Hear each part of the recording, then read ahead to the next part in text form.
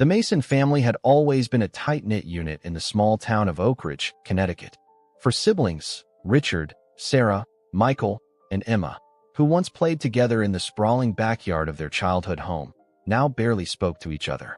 Their parents, Eleanor and James, had built a successful local hardware store that had supported the family for decades. When James passed away unexpectedly from a heart attack at 68, no one expected the bomb that would detonate at the reading of his will. Richard arrived first at Attorney Wilson's office, perpetually punctual as the oldest sibling. At 46, his salt and pepper hair and permanent frown lines made him look older than his years.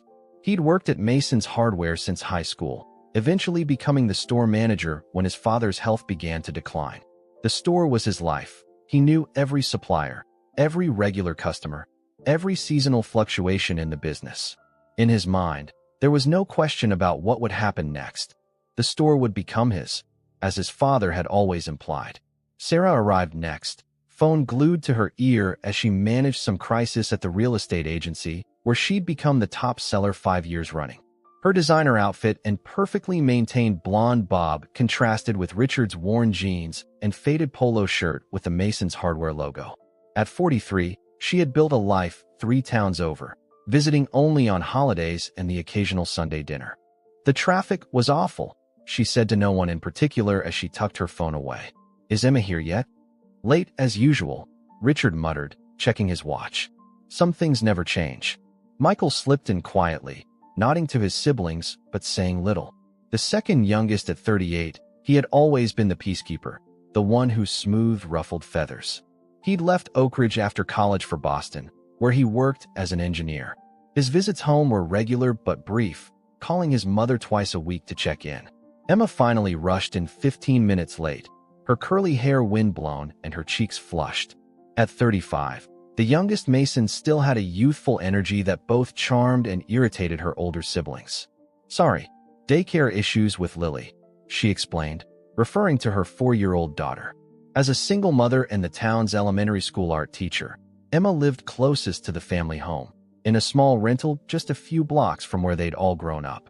Eleanor sat silently in the corner, her grief still fresh after only 2 weeks. At 66, she suddenly looked much older, her hands trembling slightly as she clutched a handkerchief. The siblings had been so busy with the funeral arrangements and their own lives that no one had really asked her about the will or the future of the store.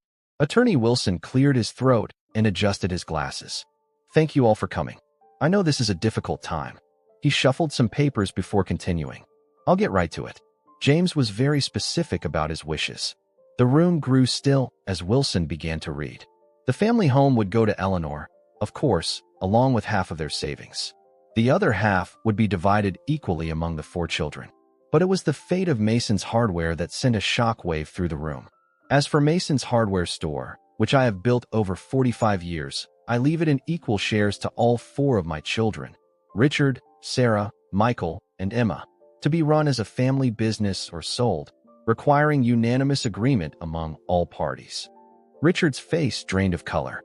That's impossible, he said, his voice barely above a whisper. Dad always said equally, Sarah interrupted. But Richard's the only one who ever worked there. Michael leaned forward. What exactly does unanimous agreement mean in practical terms?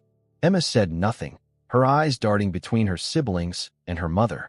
Wilson explained the details. Any major decision about the store, selling it, changing its fundamental business model, taking out significant loans, would require all 4 siblings to agree.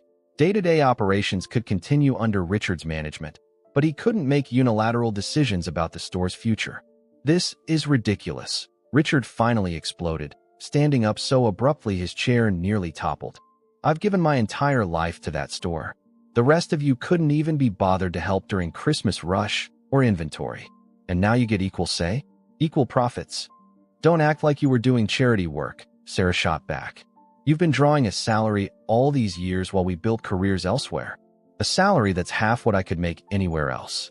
I stayed out of loyalty to Dad. Eleanor's soft voice cut through the argument. Your father believed in family above all else. Her words momentarily silenced the room. He wanted Mason's Hardware to keep you connected, not tear you apart. But it was already too late. As they left the attorney's office that rainy Tuesday afternoon, The four Mason siblings stepped into a battlefield none of them had anticipated. The store that had been their father's pride and joy, the place where they had played as children and worked summer jobs as teenagers, was now the center of a conflict that would test every bond of their family. Eleanor watched her children walk away in different directions, not a single goodbye exchanged between them. She clutched James's worn wedding ring, which now hung on a chain around her neck. "Oh, James," she whispered, "what have you done?" The first family dinner after the will reading was excruciating. Eleanor had insisted they all come together at the family home on Sunday, as they had done countless times before. "Your father would want us to talk this through," she'd said on the phone to each of them. None had the heart to refuse her. Richard arrived with a thick folder tucked under his arm, his jaw set with determination. He'd spent the week pulling financial records, making projections, and preparing his case. The store was struggling more than anyone realized. Their father had been keeping it afloat through sheer force of will and some questionable financial decisions in his final years. Sarah came with her husband Tom, a tax attorney whose presence immediately put Richard on edge. Michael showed up alone, having left his girlfriend in Boston for the weekend. Emma was last to arrive, Lily in tow, the little girl oblivious to the tension as she ran to hug her grandmother. "I made your father's pot roast," Eleanor announced, her voice falsely bright as they gathered around the dining room table where they had shared thousands of meals. The familiar oak surface was scarred from decades of use. A burn mark from a hot plate Sarah had set down without a trivet when she was 12, a deep groove where Michael had once carved his initials before getting caught. No one spoke much as they passed dishes around. Lily chattered happily about her preschool art project, the only sound breaking the uncomfortable silence. It wasn't until Eleanor brought out coffee and apple pie, James's favorite, that Richard cleared his throat and opened his folder. "I've prepared some information about the store's current situation," he began, sliding papers across the table. "We're facing some significant challenges. The big box hardware store that opened on the highway last year has cut our revenue by nearly 30%. Our building needs repairs. The roof won't make it through another winter without major work. And the inventory system needs a complete overhaul if we're going to stay competitive." Sarah glanced at the numbers, then pushed the papers toward Tom, who studied them with a professional detachment. "So what are you saying, Richard? That the store is failing?" "I'm saying it needs investment and modernization if it's going to survive. Investment that I can't make without your approval, apparently." The bitterness in his voice was unmistakable. "Or," Sarah countered, "we could sell while the property still has value. That location in the center of town would be perfect for a restaurant or boutique shops. My agency has been getting inquiries about downtown properties all year." Richard's face flushed. "Of course that's your solution. Cash out and walk away. That store put all of us through college, in case you've forgotten." "And I'm grateful for that," Sarah said. "But times change. Downtown is gentrifying. Maybe Dad was holding on to something that doesn't make sense anymore." Michael, who had been quietly listening, finally spoke. "What if we kept the store but diversified? I've been thinking about this all week. The hardware business is changing, but people still value expertise and service. What if we added a makerspace in the back room? Offered classes? Created an online presence? With what money?" Richard scoffed. "Did you see these numbers? We barely have enough operating capital to get through the next quarter." Emma, who had been helping Lily eat her pie, finally joined the conversation. "What about a small business loan? Or grants?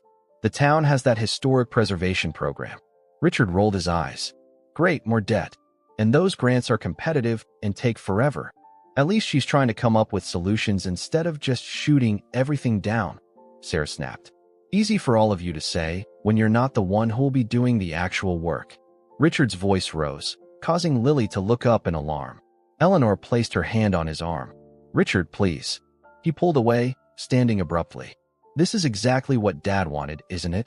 All of you getting a say without any of the responsibility. I've spent 25 years in that store. 25 years. And now I need permission from people who haven't worked a single day there since high school summer jobs." "That's not fair," Michael said. "We all have careers and lives that we built while you chose to stay with the store.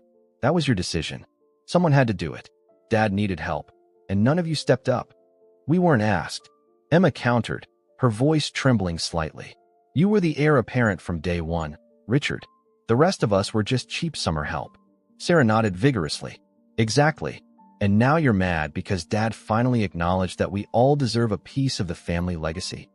The argument escalated, old resentments bubbling to the surface. Sarah mentioned the college tuition their parents had paid for Richard's business degree while she had to take out loans for her master's. Richard brought up how often he'd covered for their father during family events while the others went on with their lives.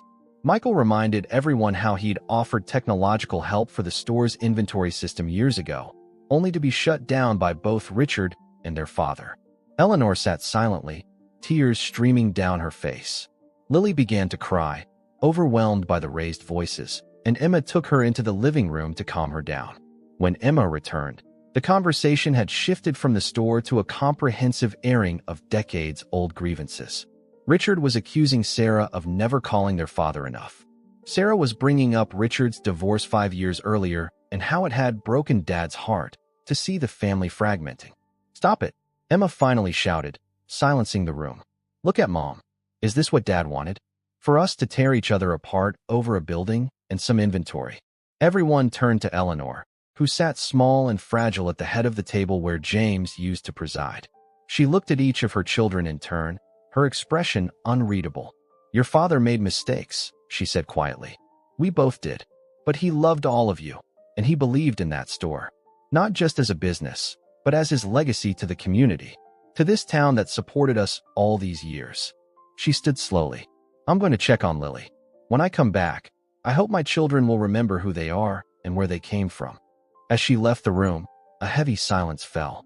Michael was the first to speak, his voice low and conciliatory. "We need to figure this out. For Mom's sake, if nothing else." Richard closed his folder, suddenly looking exhausted. "I've put together some options. If you all actually want to be involved, we could form a proper board. Meet monthly to discuss bigger decisions." Sarah exchanged a glance with Tom. "I could look into some of the development grants Emma mentioned. The Historical Society has been wanting to document the store's role in the town's history anyway. I'll research the makerspace idea," Michael offered. "Draw up some plans for how we could reconfigure the back area." Emma nodded. "I have contacts at the school and art community who might be interested in workshops. It could bring in a different demographic." They were making tentative peace offerings, but the underlying tensions remained unresolved. As they helped Eleanor clear the dishes later that evening, the four siblings moved around the familiar kitchen in a careful dance, avoiding direct confrontation but nowhere near resolution. The battle lines had been drawn. The question now was whether Mason's hardware, and the Mason family itself, could survive the war that was brewing. A week after the disastrous family dinner, Richard found himself alone in the store after closing. He sat at his father's desk in the cramped office behind the paint counter, surrounded by decades of paperwork. The ancient filing cabinets were stuffed with invoices, employee records, and tax documents that James had insisted on keeping just in case. Richard had always teased his father about his pack-rat tendencies, but now he was grateful for them. He was searching for something specific, loan documents. During their argument, Sarah had mentioned something about their father taking out a second mortgage on the family home to keep the store afloat during the recession 10 years ago. Richard had denied it at the time, certain he would have known about such a major financial decision. But doubt had crept in over the following days. The bell above the store's front door jingled, startling him. He'd locked up an hour ago. "Hello," he called, reaching for the baseball bat his father had always kept behind the desk, another thing Richard had once teased him about. "It's just me," came Emma's voice. She appeared in the office doorway, holding up a paper bag. "I brought dinner. Mom said you missed the last 3 family meals." Richard relaxed, setting the bat down. "I've been busy. Too busy to eat." She set the bag on the desk, pushing aside stacks of papers. "Pot pie. I made it myself, so lower your expectations." Despite himself, Richard smiled. Emma had never been much of a cook, a family joke since she'd set off the smoke alarm trying to make toast when she was 12. "Thanks," he said, opening the bag. The familiar smell of chicken and rosemary filled the small office. Emma looked around at the chaos of papers. "What are you doing in here anyway? Looks like a paper bomb went off." Richard hesitated. He hadn't told anyone about his suspicions, not wanting to create more drama if he was wrong. But Emma had always been the easiest to talk to. "Looking for some old financial records." Did you know about Dad taking out a second mortgage on the house during the recession? Emma's expression changed, a flicker of something, guilt, worry, crossing her face. I heard Mom and Dad arguing about it once. I was home for Christmas break my senior year of college. And you never said anything? She shrugged, picking up a random invoice and studying it. It wasn't my business. And they obviously didn't want us to know. Richard took a bite of pot pie, buying time to process this. What else don't I know, Emma? Emma pulled up a folding chair and sat across from him. Probably a lot. We all have our secrets. She looked directly at him. Like why you really got divorced. Richard froze, fork halfway to his mouth. Lisa and I grew apart. Everyone knows that. That's the official story. Emma's voice was gentle but firm. Dad told me the truth, Rich. About the gambling. About how he bailed you out. The office suddenly felt too small, too airless. Richard set the fork down carefully. He had no right to tell you that. He was worried about you. And he needed someone to talk to after Mom got sick. Emma reached across the desk and took his hand. I'm not judging you. We all mess up. Richard pulled his hand away. Is that why you're here? To remind me I'm not perfect. I'm here because we're family. And because I think there's more going on with this store situation than any of us understand.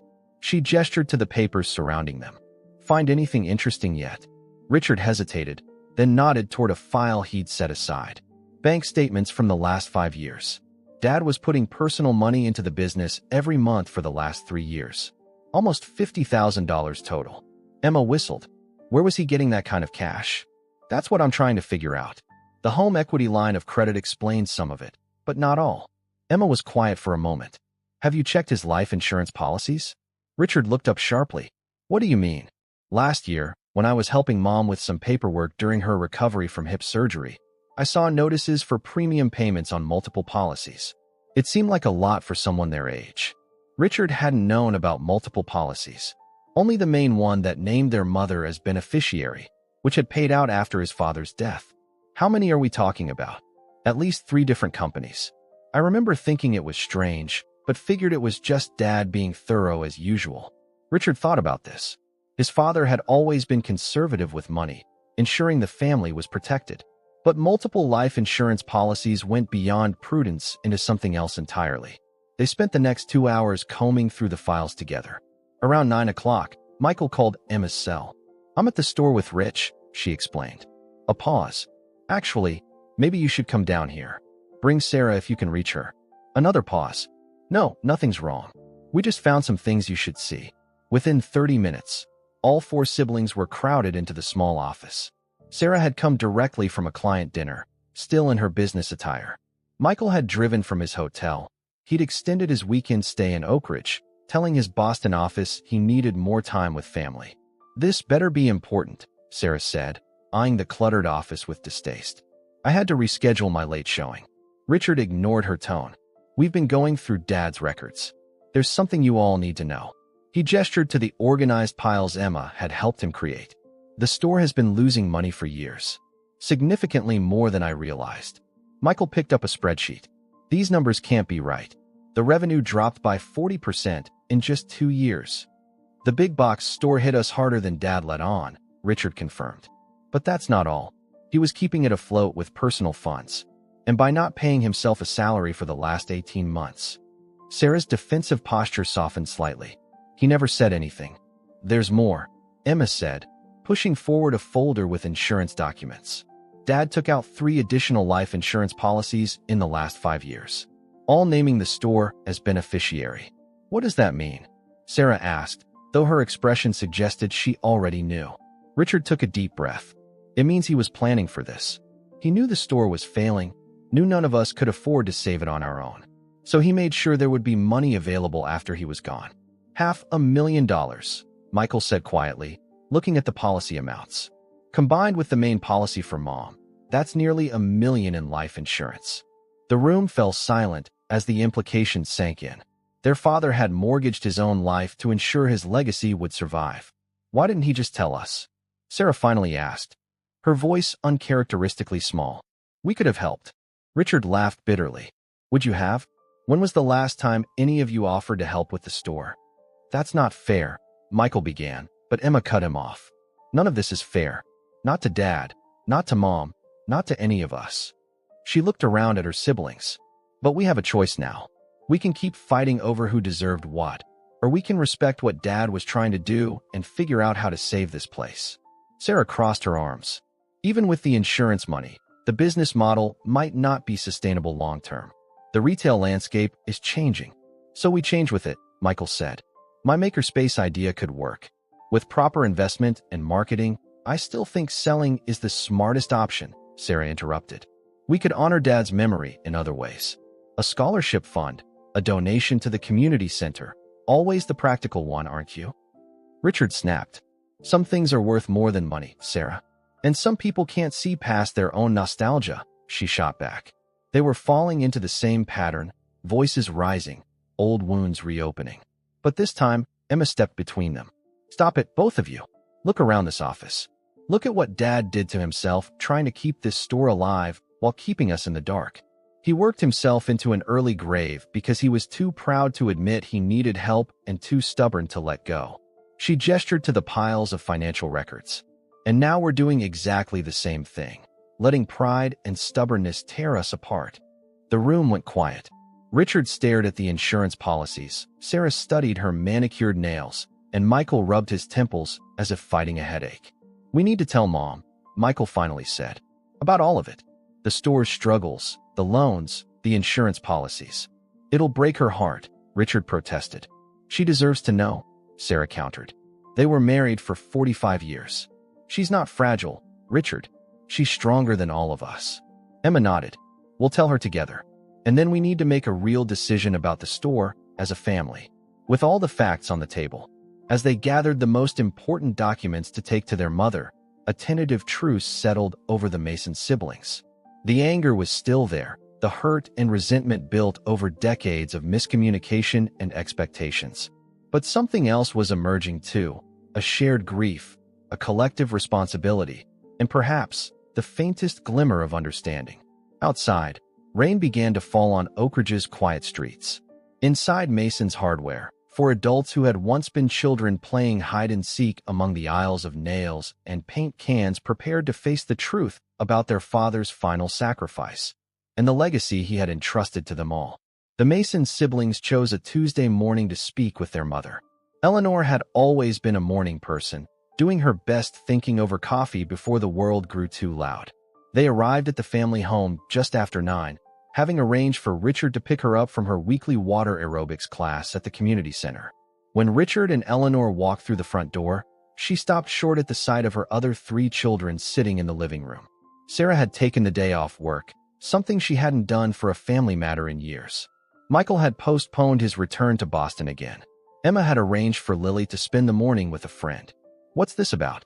Eleanor asked, her voice sharper than usual. Is someone sick? No, Mom, Richard said gently, guiding her to her favorite armchair. We need to talk to you about Dad. About the store.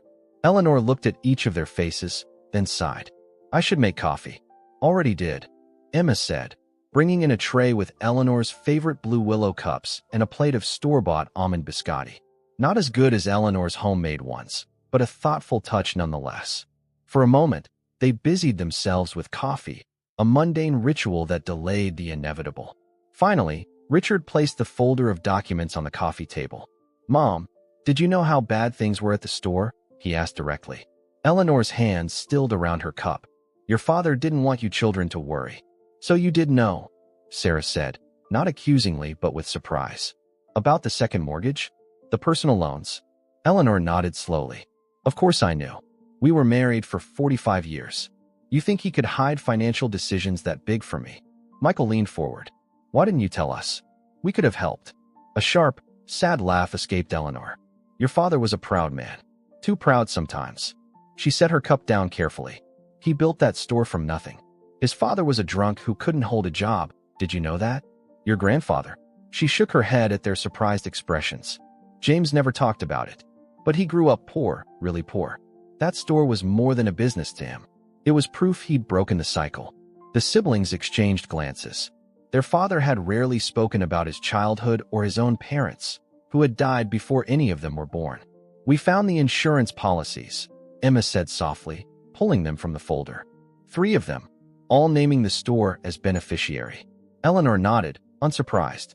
That was his backup plan. His heart hadn't been right for years. The doctor wanted him on medication, but you know your father, stubborn as a mule. Richard looked stricken. He knew he was sick and didn't get treatment. He got some treatment, Eleanor corrected. Just not all that was recommended. Said he couldn't afford to be slowed down by medication side effects. Her voice caught slightly. I fought with him about it.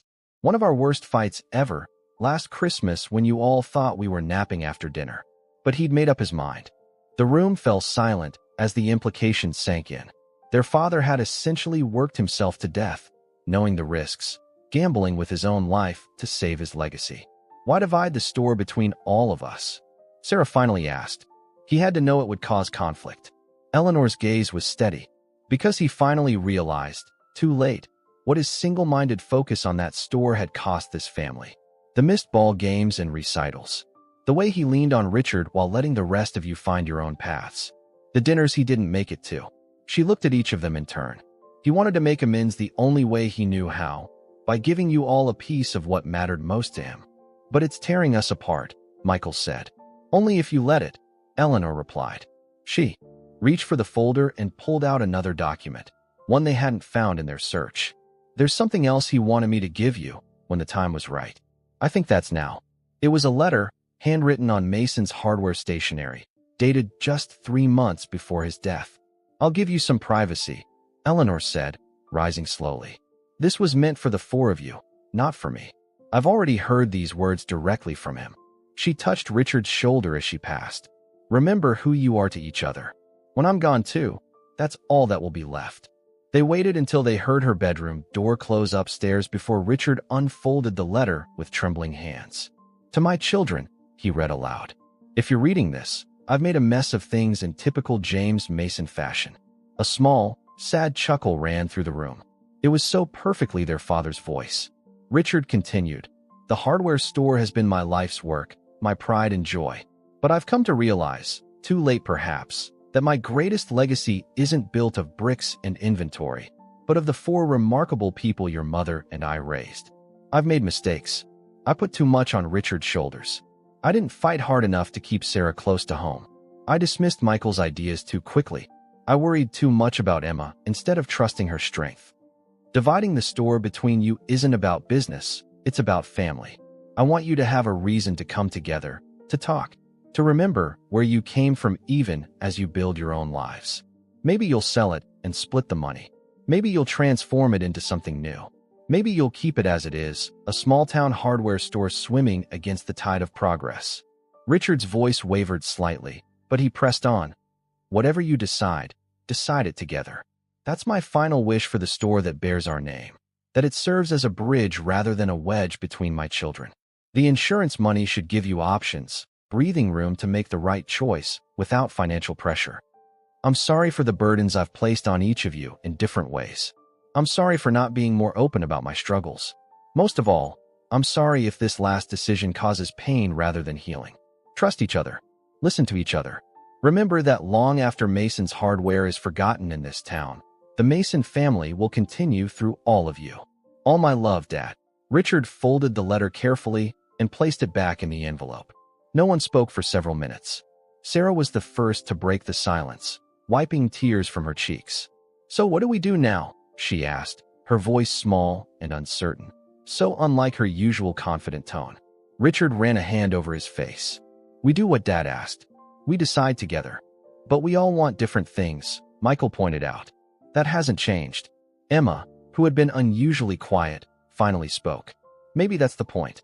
Maybe we're supposed to figure out how to want the same thing, or at least, how to compromise enough to move forward together. A bridge, not a wedge, Richard repeated from the letter. They called Eleanor back downstairs. When she rejoined them, her eyes were red-rimmed, but her composure restored. I have an idea, she said before any of them could speak. Before you make any permanent decisions about the store, take 6 months. Run it together, really together. 1 day a week each, with Richard overseeing it all since he knows the operations. See if you can make it work as a family business before you decide to sell or completely reinvent it. The siblings exchanged uncertain glances. I have a real estate business to run, Sarah protested. I can't just take off every Friday. My job is in Boston, Michael added. And I have classes to teach, Emma chimed in. Eleanor regarded them steadily. Your father ran that store alone for 45 years, 6 days a week, while raising 4 children. Surely each of you can manage one day a month to honor his memory and sort out his legacy. Put that way, none of them could argue. Reluctantly, they nodded. 6 months, Richard agreed. Starting next week. As they prepared to leave, making plans for a formal meeting to sort out schedules and responsibilities, Eleanor caught Richard's arm. He was so proud of all of you, she said quietly. Even when he didn't show it well. Remember that when things get tough. Richard nodded, throat tight. The road ahead would not be easy. Decades of family dynamics don't change overnight, even with the best intentions. But as he watched his siblings walk to their cars, talking more civilly than they had in weeks, he felt a flicker of hope. Perhaps their father's final, complicated gift might yet become what he intended, a way to rebuild what had been broken in the Mason family long before the reading of his will. The first month of the Mason siblings' experiment at the hardware store unfolded like a case study in family dynamics. They established a schedule. Richard would continue managing day-to-day operations Monday through Wednesday. Sarah would take Thursdays, Michael Fridays, and Emma Saturdays. Sundays, the store would remain closed as it always had been. James Mason's one concession to a day of rest. For Richard, having his siblings in the store was both a relief and a torment. He no longer bore the entire burden of keeping the business running, but watching them fumble through tasks he could do in his sleep tested his patience. He'd developed elaborate systems over the years, shortcuts and workarounds that made sense to him, but weren't documented anywhere. You've got to label these shelves better, Sarah complained during the first weekly meeting they held after closing on Wednesday. I spent 15 minutes looking for wood screws yesterday because they're not with the other screws. They're with the lumber supplies, because that's where customers look for them, Richard replied, barely containing his frustration. It's always been that way. Well, it's not intuitive, Sarah insisted. We need better signage throughout the store. More modern, more clear. Our customers know where things are, Richard argued. Your existing customers, maybe. But what about new ones? Sarah pushed back. The store feels cluttered and outdated. First impressions matter in retail. Michael, ever the mediator, jumped in before the argument could escalate. Sarah has a point about signage, Rich, and you have a point about customer habits. Maybe we can improve navigation without disrupting what works. By the end of the first month, small changes had begun to appear throughout Mason's hardware. New, clearly printed aisle markers. A freshly painted front door. A chalkboard near the entrance announcing weekly specials in Emma's artistic handwriting. A computer at the checkout counter, replacing the ancient cash register that had been James's pride and joy since 1985. Each sibling approached their day at the store differently. Sarah focused on aesthetics and marketing, creating a social media presence and refreshing the cluttered window displays. Michael tackled operational inefficiencies, updating the inventory system and researching point-of-sale software that could track customer preferences and purchasing patterns. Emma built relationships, chatting with customers, and organizing a kids' birdhouse building workshop that brought in 15 families on a rainy Saturday. Richard watched it all with mixed emotions. Some changes were clearly improvements. Others felt like erasures of their father's legacy. But he couldn't deny that foot traffic had increased slightly, and some long-absent customers had returned, curious about the store's transformation. The second month brought new challenges. A pipe burst in the storage room during a cold snap, damaging inventory and requiring emergency repairs. The crisis revealed the building's aging infrastructure, another problem their father had been patching rather than properly fixing. The siblings dipped into the insurance money for the first time, agreeing the repairs couldn't be postponed. While we're at it, we should consider renovating the back room like we discussed, Michael suggested as they surveyed the water damage. The makerspace idea could work in that area, and we'd be upgrading the plumbing and electrical at the same time. Sarah nodded. I've been researching grants for small business innovation. We might qualify for matching funds if we position it as a community resource. Slow down, Richard cautioned. One project at a time. Let's fix the damage before we start knocking down walls. Always the conservative one, Sarah muttered. Someone has to be, Richard shot back. Emma intervened. Let's put together a phased plan. Immediate repairs first, then explore the renovation options. Michael can draft a proposal for the makerspace with projected costs, and Sarah can research funding opportunities. We can make an informed decision without rushing. Richard had to admit Emma had grown into a surprisingly effective peacekeeper. Of all his siblings, she had adapted most naturally to the store environment, despite having the least business experience. Customers responded to her warmth, and she had an intuitive sense of what they needed, often before they articulated it themselves. By the third month, they had settled into an uneasy rhythm. The store was running more smoothly, though tensions still simmered beneath the surface. Richard remained defensive about changes to his domain. Sarah continued pushing for faster modernization. Michael grew frustrated when his technical suggestions were dismissed. Emma tried to balance everyone's perspectives while developing her own vision for community engagement. The real test came in month 4, when Dave's Home Supply, the big box store that had been stealing their customers, announced a major sale on seasonal items, directly targeting the spring gardening business that had always been a reliable profit center for Mason's Hardware. "We can't compete with their prices," Richard said grimly during an emergency meeting. "They're selling some items below our wholesale cost." "So we don't compete on price," Emma said. "We compete on expertise and service." Sarah nodded. "We need an event. Something that showcases what makes us different." "Like what?" Richard asked skeptically. "A spring garden planning workshop," Michael suggested. "We could bring in that local landscape designer. What's his name? The one who did the community center gardens." "Pete Sorensen," Emma supplied. "He comes into the store every month for supplies. I bet he'd do it if we covered his materials and gave him some promotion. And we could offer a discount package on supplies for workshop participants," Sarah added. "Not matching Dave's prices item by item, but creating value in a different way." Richard hesitated. His instinct was still to fight the big box store head-on, to try matching their sale even if it meant taking a loss. It was what their father would have done. But looking at his siblings' earnest faces, he realized they might have a point. Mason's Hardware couldn't win by playing Dave's game. "Okay," he conceded. "Let's try it your way." The spring garden planning weekend became a turning point. They transformed the newly repaired back room into a temporary workshop space. Pete Sorensen brought in sample garden designs. Sarah created customized supply packages at 3 price points. Michael set up a simple database to capture customer information for future marketing.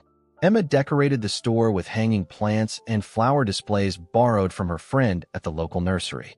By Sunday evening, they had sold out of nearly every gardening supply in stock and collected deposits for special orders. More importantly, they had reminded the community of what made Mason's Hardware special: personal attention, expert advice, and deep roots in Oak Ridge. As they counted the receipts that evening, a new feeling permeated the small office. Not quite optimism, but something close to it. For the first time, they had tackled a problem as a team rather than 4 individuals pulling in different directions. "Not bad," Richard admitted, tallying the final numbers. "We made about twice what we would have on a normal weekend, even with the cost of the workshop and discounts. And we've got 15 new customers signed up for the email newsletter," Michael added. "Plus orders for garden supplies that will keep coming in through June," Emma said. Sarah, who had been unusually quiet, finally spoke. "I think we need to talk about what happens after our 6 months are up." The tentative camaraderie in the room cooled slightly. They were halfway through their agreed-upon experiment, but had been carefully avoiding discussions of the long-term future. "It's too soon," Richard said quickly. "We need the full 6 months to evaluate." "I'm not saying we decide now," Sarah clarified, "but we should start thinking about our options. This weekend proved we can work together effectively when we need to. But is that sustainable long-term? Can we keep this up year after year?" It was a fair question. Michael still traveled back to Boston for much of each week, though he had negotiated a partial remote work arrangement with his engineering firm. Sarah had been scrambling to keep her real estate business running while devoting Thursdays to the store. Emma was managing better, having arranged her teaching schedule around her store commitments. But the strain of single motherhood combined with 2 jobs was showing in the dark circles under her eyes. "Maybe we need to consider bringing in help," Michael suggested. "Use some of the insurance money to hire an assistant manager who could reduce all our hours. Or we could explore a partnership with another local business," Emma offered. "The craft store downtown is struggling too. Maybe we could share space, create something new together. Or we could sell to someone who would maintain the store's character but bring fresh energy, Sarah said carefully, watching Richard's expression. Not a corporation, but perhaps a younger family looking for a business opportunity in Oak Ridge. Richard didn't immediately reject any of these ideas, which his siblings took as progress. Let's finish our 6 months first, he said finally. We've learned a lot already, but there's more to figure out. I want to see if we can make it through the summer sale season before we make any permanent decisions. As they locked up the store that night, the 4 Mason siblings stood for a moment in the parking lot, looking at the building that had shaped their family for generations. The sign above the door, Mason's Hardware, EST 1977, had been repainted recently, the letters crisp against the fresh green background. Dad would be proud, Emma said softly. Not just of the store, but of us. For trying, at least. Richard nodded, not trusting himself to speak. For the first time since their father's death, he allowed himself to consider that change might not mean betrayal, that honoring James Mason's legacy might involve letting go of some things while preserving what mattered most. As they walked to their separate cars, the distance between them felt a little less vast than it had just a few months earlier. On a crisp September morning, exactly 6 months after they had begun their experiment, the Mason siblings gathered at the store before opening hours. The summer tourist season had ended, leaving Oak Ridge quieter as locals settled back into their routines. This particular morning, Mason's Hardware remained closed, a handwritten sign on the door informing customers they would open at noon instead of the usual 9. Inside, the siblings had arranged 4 chairs in a circle in the center of the main floor, away from the counters and shelves that might encourage them to fidget or distract themselves with work. Eleanor had offered to join them, but Richard had gently declined. We need to do this ourselves, Mom, he told her. It's what Dad wanted. They sat now in uncomfortable silence, each waiting for someone else to begin. The morning sunlight streamed through the recently cleaned front windows, catching dust motes in golden beams. The store smelled of wood, metal, and the coffee Emma had brought in a thermos. Well, Sarah finally said, crossing her legs and straightening her posture like she was starting a business meeting. It's been 6 months. Time to decide. Richard nodded. Before we jump straight to voting on the store's fate, I thought we should each share what these months have taught us. What's changed for us individually? He looked at Michael. Would you mind starting? Michael seemed surprised at being called on first, but gathered his thoughts quickly. When we began this, I saw the store as Dad's project, not mine. A responsibility I got saddled with through no choice of my own. He glanced around at the shelves, the tools, the carefully organized displays. But being here regularly, working alongside all of you, I've started to see it differently. There's something meaningful about continuing what he built, adapting it for a new era. He paused, choosing his words carefully. In Boston, I design systems that other people build. Here, I get to see the direct impact of my work. When we reorganized the electrical section and sales went up 20%, that was tangible in a way my corporate projects rarely are. He looked at Richard. I still think we need to modernize more, and I still believe my makerspace idea has merit. But I understand better now why you resist some changes. This place has a soul that could easily be lost if we're not careful. Richard nodded, visibly moved by his brother's words. Thank you, Michael. Sarah went next, uncrossing and recrossing her legs nervously. I came into this convinced selling was the only rational option. The numbers didn't lie. Small hardware stores are dying everywhere. She gestured toward the windows, where Oak Ridge's Main Street was visible. But I've watched this town changing over the past few months. The new coffee shop, the bookstore that opened where the old pharmacy used to be, the young families moving in from the cities. She met each of their gazes in turn. There's a revival happening in places like Oak Ridge. People craving community, personal service, businesses where the owners know their names. We've seen it in our customer counts this summer. She smiled slightly. I still think we need to be pragmatic about the financial realities, but I no longer believe selling is the only viable path forward. Richard and Michael exchanged surprised glances. Of all the outcomes they had anticipated, Sarah backing away from her position on selling had seemed the least likely. Emma spoke next, her voice soft but steady. These months have shown me something I never realized. I actually love this place. She touched the wooden counter beside her, worn smooth by decades of transactions. Not just because it was Dad's, but because of what it means to this town. The man who bought his first home tools here and still comes back 30 years later. The kids who spend their allowance on nails and wood scraps for clubhouses. The elderly lady who only trusts us to mix her paint colors correctly. She smiled at Richard. I used to think you were stuck here, Rich. That you'd given up opportunities to chain yourself to Dad's store out of some misplaced sense of duty. But now I understand it was a choice. Maybe one you fell into rather than made consciously, but a valid choice nonetheless. There's honor in continuing something worthwhile, even if it's not flashy or prestigious. Richard took a deep breath, his turn now to share. He had rehearsed this speech in his mind for days, but sitting here with his siblings, the carefully prepared words fell away. I've been angry, he said simply. Angry that Dad put this burden on all of us instead of just leaving me to handle it, as I always had. Angry that none of you seemed to value what he'd built, what we'd built together, him and me. He ran a hand over his thinning hair, a gesture so like their father's that Emma felt tears spring to her eyes. But these past months have humbled me, Richard continued. Each of you has brought something to the store that it was missing. Sarah, your marketing skills and business sense have already made a measurable difference. Michael, your systems thinking and technical knowledge have dragged us into the current century. He smiled faintly.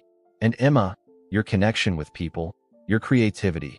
You've made this place feel welcoming in a way it hasn't been for years. He looked down at his hands, work roughened like his father's had been. I was so focused on preserving exactly what Dad built that I couldn't see how it needed to evolve, how it could be better if we all contributed. The silence that followed felt different from the awkward one that had started their meeting, fuller, more peaceful. They sat with their shared revelations, letting the implications settle around them like the dust motes in the sunlight. So what now? Michael finally asked. Do we vote on keeping it or selling it? Richard shook his head. I don't think we need to vote. I think we need to commit, or not. Running this store properly will require all of us, in different ways. If any of us can't or won't do their part, we should sell. It has to be unanimous. Sarah nodded slowly. That's fair. But we need to define what their part means for each of us. I can't be here every Thursday forever. My business won't survive. Nor can I keep commuting from Boston indefinitely, Michael added. So we adapt, Emma suggested. We define roles that play to our strengths and fit our lives. Richard manages daily operations, but we create a real board of directors, us, with specific responsibilities.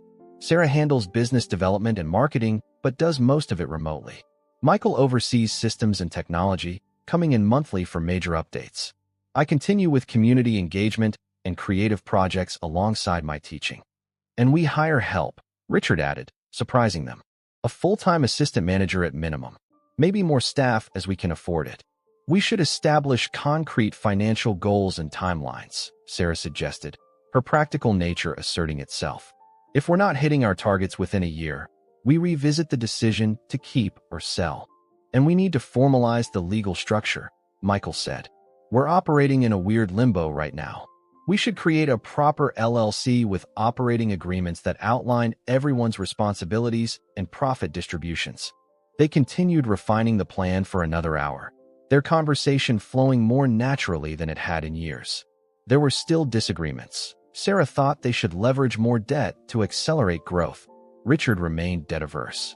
Michael wanted to invest heavily in technology. Emma advocated for community programs. But the disagreements now felt productive rather than personal, focused on the store's future rather than old family wounds. As noon approached, and they prepared to open for the day, Richard pulled an old key from his pocket.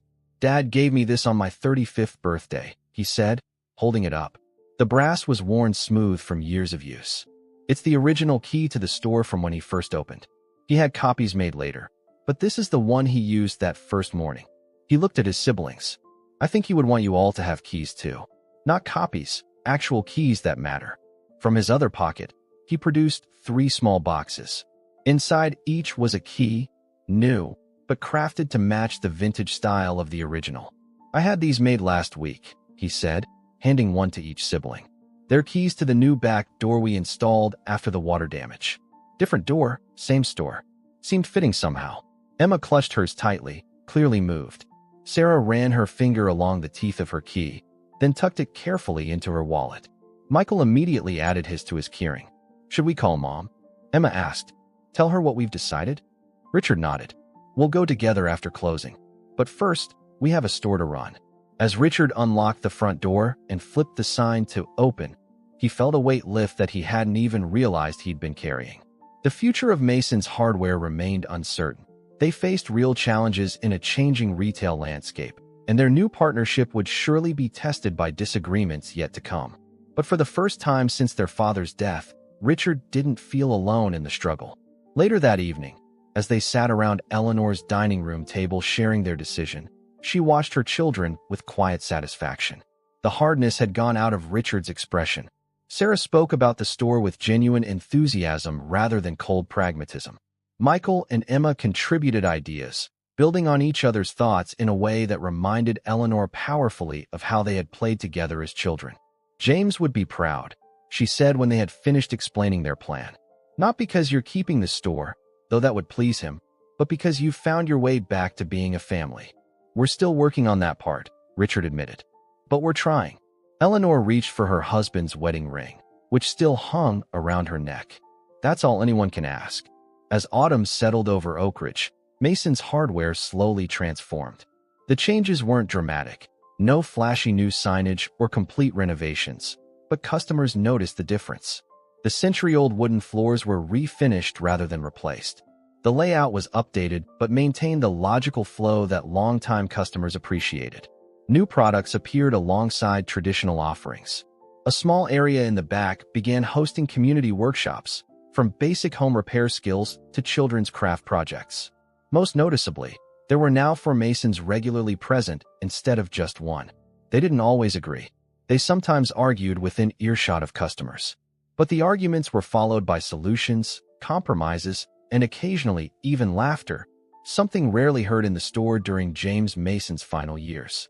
6 months had changed the trajectory of both a family business and the family itself.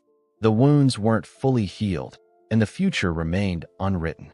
But in the quiet moments between customers, when Richard found himself watching Sarah patiently explain paint options to a first-time homeowner, or seeing Michael demonstrate a new inventory system to their recently hired assistant manager, or observing Emma arranging a window display with Lily's eager help, he felt something his father's letter had hoped for. Mason's hardware had indeed become a bridge rather than a wedge. In the end, they had inherited more than just a struggling small-town store.